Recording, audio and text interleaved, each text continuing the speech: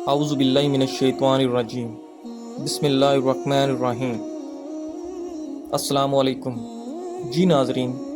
تو آج کی ویڈیو میں آپ کو تہجد کی فضیلت اور اہمیت کے بارے میں بتاؤں گا کہ کیسے آپ اس نماز سے فائدہ اٹھا سکتے ہیں۔ سب سے پہلے آپ کو یہ جاننا چاہیے کہ تہجد کا وقت کیا ہوتا ہے۔ تہجد کا وقت رات کا تیسرا حصہ ہوتا ہے۔ اگر آپ پوری رات کو 3 حصوں میں تقسیم کر دیں تو آخری حصہ تہجد کا وقت ہوتا ہے۔ مثال کے طور پر اگر مغرب کی نماز یا عشاء کی نماز 7 بجے ہو رہی ہے اور صبح 5 بجے ہو رہی ہے تو 7 بجے سے لے کر 5 بجے تک کل 10 گھنٹے بنتے ہیں۔ اب ان 10 گھنٹوں کو 3 حصوں میں تقسیم کر دیجئے۔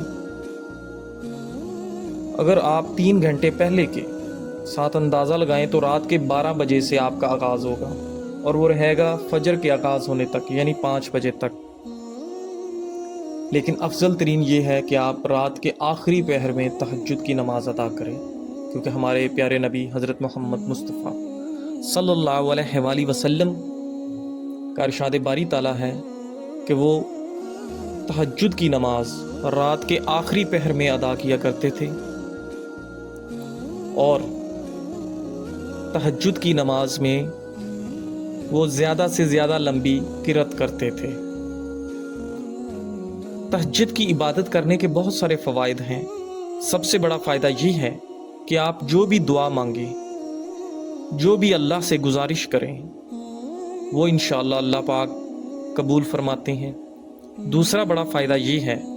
کہ تہجد کی عبادت کرنے سے ہماری روح کو، ہمارے دل کو، ہمارے دماغ کو، ہمارے جسم کو روحانی سکون ملتا ہے اور ہم اللہ کے اور اس کے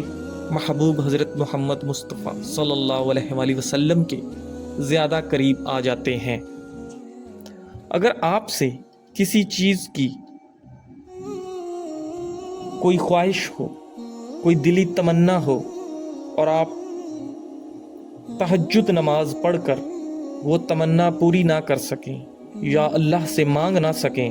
تو واقعی آپ کو وہ چیز نہیں چاہیے ہوتی، آپ کی وہ خواہش مکمل نہیں ہوتی۔ تو اس لیے ہمیں چاہیے کہ جس چیز کی بھی ہماری جو جائز خواہش ہو وہ ہم اللہ کے حضور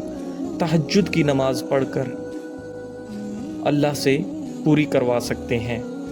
تہجد کی عبادت کرنے سے ہمارے گناہ معاف ہو جاتے ہیں اور ہماری دعائیں قبول ہو جاتی ہیں۔ تہجد کی عبادت بہت خاص عبادت ہوتی ہے اور یہ رات کے آخری پہر میں ادا کی جاتی ہے۔ تہجد کی نماز جو نبی پاک صلی اللہ علیہ وآلہ وسلم کی زندگی سے اور مختلف احادیث سے ثابت ہے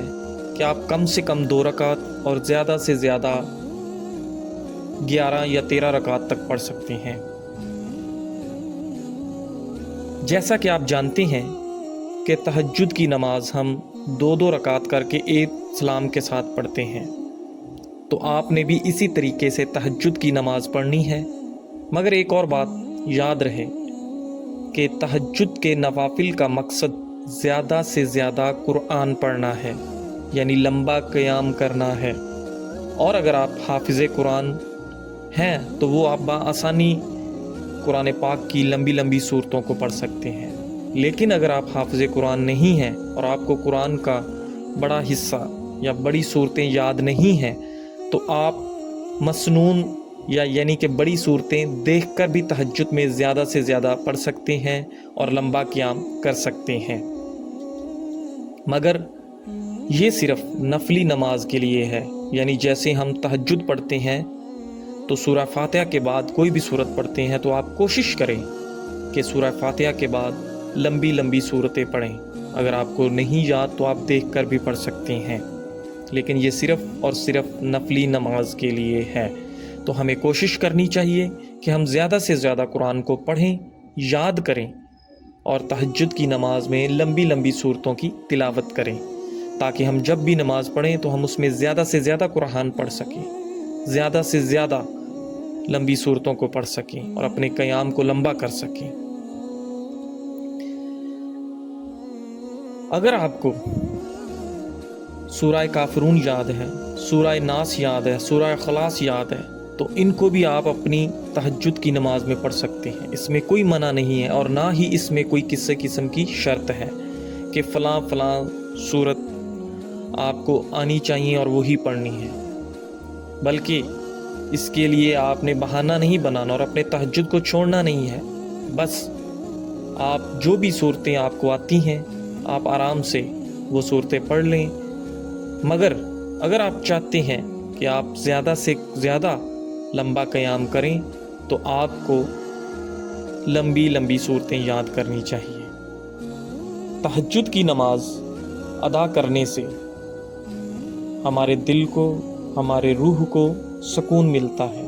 اور جو بھی ہماری نیک خواہشات ہوتی ہیں، جائز ضروریات ہوتی ہیں، نیک تمنائیں ہوتی ہیں، وہ اللہ پاک اپنی بارگاہ میں ضرور قبول فرماتے ہیں۔ تو اس لیے ہمیں کوشش کرنی چاہیے کہ باقاعدگی سے تہجد کی نماز ادا کرنی چاہیے، اور اللہ کے حضور پیش ہو کر، رو رو کر، گڑ گڑا کر اپنے گناہوں کی معافی مانگنی چاہیے، اپنی آخرت کی اللہ پاک سے اچھا ہونے کی گزارش کرنی چاہیے، اور موجودہ زندگی کو ایمان کے ساتھ، نبی پاک کی محبت کے ساتھ، دین اسلام کی روشنی میں وقف کرنے کی دعا کرنی چاہیے۔ تہجد نماز ایک ایسی نماز ہے جو فرض نمازوں کے بعد سب سے مقبول ترین اور آپ کے خواہشات کو پورا کروانے والی سب سے معتبر نماز ہے۔ اس لیے اس نماز کو قیام اللیل بھی کہتے ہیں، کیونکہ یہ رات کے آخری پہر میں ادا کی جاتی ہے۔ تو ہمیں بھی چاہیے کہ ہم رات کے آخری پہر میں اس نماز تہجد کا باقاعدگی سے روزانہ کی بنیاد پر اہتمام کرنا چاہیے، اور جتنا ہو سکے اتنا اس میں لمبا لمبا قیام کرنا چاہیے، لمبی صورتوں کو پڑھنا چاہیے، اللہ کے حضور اپنی گزارشات کو پیش کرنا چاہیے، کیونکہ اللہ پاک فرماتے ہیں کہ وہ رات کے آخری پہر میں پہلے آسمان پر آ جاتے ہیں اور آ کر حکم فرماتے ہیں کہ ہے کوئی میرا بندہ جو مجھ سے سوال کرے، میں اس کے سوال کا جواب دوں، ہے کوئی میرا بندہ مجھ سے مانگنے والا جو مجھ سے مانگے اور میں اس کو عطا کروں، ہے کوئی میرا بندہ جو مجھ سے بخشش کی دعا کرے اور میں اس کو بخش دوں۔ تو اتنی بڑی اپرچونٹی ہمیں ملتی ہے رات کے آخری پہر میں، جب تمام دنیا سو رہی ہوتی ہے، تو اپنے رب کی خاطر اپنے سکون کو چھوڑ کر، اپنے نرم بستر کو چھوڑ کر اللہ کے حضور کھڑے ہو کر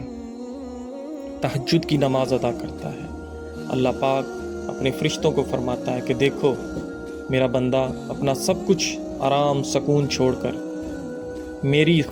ذات کی خاطر میرے سامنے کھڑا ہے اور گڑ گڑا کر اپنی بخشش کی دعائیں کر رہا ہے، اپنی جائز تمنائیں مجھے مانگ رہا ہے، تو میں کیوں نہ اس کی تمام تمنائیں پوری فرما دوں، اس کے تمام گناہ معاف فرما دوں، اس کو نیک بنا دوں، اس کے اپنے اچھے اور نیک بندوں میں شامل کر لوں۔ تو ایمان والوں، ہمیں بھی چاہیے کہ ہمیں تہجد باقاعدگی سے پڑھنی چاہیے اور اللہ سے اپنی بخشش کی دعا کرنی چاہیے۔ جی ناظرین،